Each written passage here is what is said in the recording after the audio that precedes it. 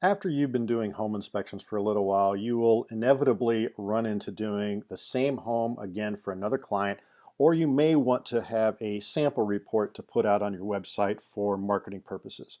So in Tap Inspect, what we've done is we've provided the ability to duplicate a report and create a whole new copy that you can change however you want. And to make that happen, it's pretty straightforward. So let's duplicate the Demo Dan report, and we're going to use it for another client maybe that has decided to purchase this house. The first one may have fallen through. So you open up the report, and on the job information screen, there's a little gear up here in the top corner.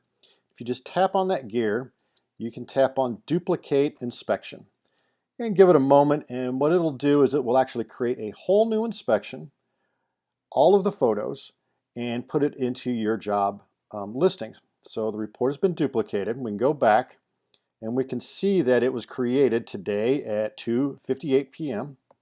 We can go in, and at this point we can go in and we can change the client. We go Demo Danielle, and we have a whole new report that is ready to go, and we can publish it whenever we like.